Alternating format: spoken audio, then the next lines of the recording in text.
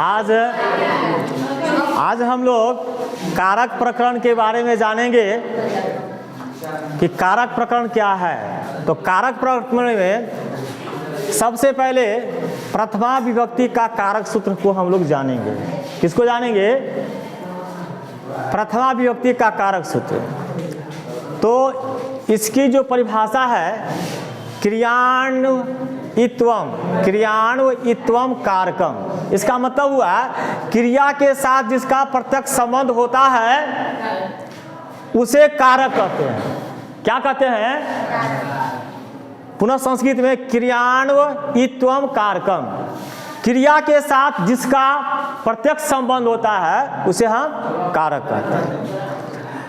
अब यहाँ पर प्रश्न उठता है, कारक से कौन सा काम करते हैं? बिंदु यहाँ है, कारक के आधार पर विभक्तियों का निर्णय करते हैं। कारक से कौन सा काम करते हैं? तो कारक के आधार पर विभक्तियों का निर्णय करते हैं तथा विभक्तियों की संख्या 8 होती है। चाहे हिंदी में पूछे आपको ऑप्शन में कि कारक की संख्या कितनी है, तो 6, 7, 8, 5 दिया रहेगा, आप 8 में टिक लगा देंगे, चाहे संस्कृत हो चाहे हिंदी हो। अब यहाँ आवेंगे कि कारक के आधार पर विभक्ति का निर्णय करते हैं तथा विभक्तियों की संख्या 8 होती है। क्लियर हो गया? अब हम जानेंगे कि प्रथमा विभक्ति का प्रयोग कहाँ कहाँ होता है। इसमें लिखल है प्रथमा विभक्ति का कारक सूत्र। इसके आधार पर पहला जो सूत्र है कर्तरी प्रथमा। कर्तरी यह सप्तमी विभक्ति एक वचन में है, कर्ता में। तो प्रथमा विभक्ति में जितने शब्द और सर्वनाम हैं वे सभी कर्ता कारक कहलाता है। तो जितने भी प्रथमा विभक्ति में चाहे शब्द हो या सर्वनाम हो, सब कहाँ आएगा? प्रथमा विभक्ति में। उसे हम कर्ता कारक कहते हैं। क्या कहते हैं? कर्ता कारक कहते हैं। जैसे रामा कर्ता कारक है, सीता कर्ता कारक, प्रथमा विभक्ति में कर्ता कारक है, फलम फल इत्यादि। अब दूसरा पॉइंट है अभिधेय मात्रे प्रथमा। बहुत इंपॉर्टेंट है। अभिधेय का अर्थ होता है नाम। क्या लगता है? अभिधेय का अर्थ नाम होता है तथा किसी भी नाम को व्यक्त करने में, है ना, व्यक्त करने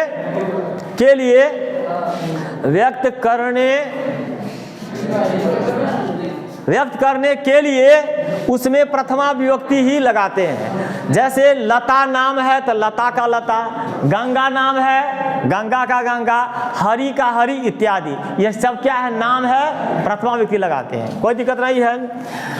तीसरा पॉइंट है उक्ते कर्मणि प्रथमा। ये बार बार क्वेश्चन पूछता है बोर्ड में, उक्ते कर्मणि प्रथमा। वैसे कर्म में तो द्वितीय विभक्ति होती है, लेकिन कहता है कर्मवाचक के कर्म में प्रथमा विभक्ति ही लगाते हैं। जब हम कर्मवाचक बनावेंगे तो कर्ता तृतीया और कर्म प्रथमा। जैसे मया यह तृतीया में है, इसे अनुक्त कहते हैं, इसका प्रयोग नहीं किया गया है, इसको अनुक्त है, ठीक है, यह मुख्य नहीं हुआ, तो इसलिए कहा गया मया पुस्तकम पठ्यते, मुझसे पुस्तक माने किताब पढ़ी जाती है। तो कर्ता का जब तृतीया हो जाएगा तो ये हो जाएगा, यह कर्ता का तृतीया हो जाएगा और कर्म प्रथमा हो जाएगा, तो यह कहलाएगा उक्ते कर्मणि प्रथमा। यहाँ पर जो कर्म है वह कर्म प्रथमा हो जाएगा, यही कर्ता है। इसके आधार पर हम क्रिया को आत्मने पद में रखे हैं। तो हो गया मया पुस्तकम पठ्यते, है ना, मुझसे किताब पढ़ी जाती है, और यह दे देगा कि मया पुस्तकम पठ्यते, ये आपको रहेगा उक्ते कर्मणि प्रथमा। उदाहरण दिया गया तो यही आपका उत्तर होगा। फिर दे देगा उक्ते कर्मणि प्रथमा का कौन उदाहरण है? तो तृतीया के बाद प्रथमा आत्मने पद के साथ ये बनाए हुआ धातु है, तो समझिए इसका उत्तर यही होगा। तो मया पुस्तकम पठ्यते, यह जो है उक्ते कर्मणि प्रथमा का उदाहरण है। यह पुस्तकम यहाँ पर कर्म है लेकिन प्रथमा विभक्ति में, इसके आधार पर क्रिया को रखे हैं। अब कहता है अव्यय योग प्रथमा। तो अव्यय के योग में प्रथमा विभक्ति होती है, चाहे लगाते हैं, लगाई जाती है, कुछ भी कहेंगे। यथा जैसे राम इव कृष्ण अस्ति। राम के इव माने समान, के समान होता है, लेकिन राम प्रथमा में है, ये इव अव्यय है, इसलिए राम भी प्रथमा और कृष्ण भी प्रथमा में है। तो राम इव कृष्ण अस्ति, तो राम के समान कौन है? कृष्ण है, तो यह इव दोनों को प्रथमा बनाया, अस्ति माने है, राम के समान कृष्ण है। अब कहता है संबोधने प्रथमा।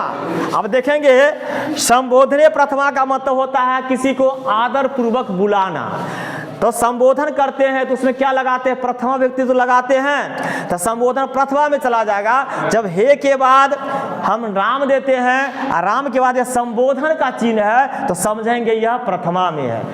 क्वेश्चन क्या दे देगा, हे राम अत्र आगच्छ, किसका उदाहरण है, तो आपको उत्तर में रहेगा संबोधने प्रथमा, या नहीं तो पूछेगा संबोधने प्रथमा का कौन उदाहरण है, तो हे राम दिया रहेगा, तो इसमें हम टिक लगा देंगे।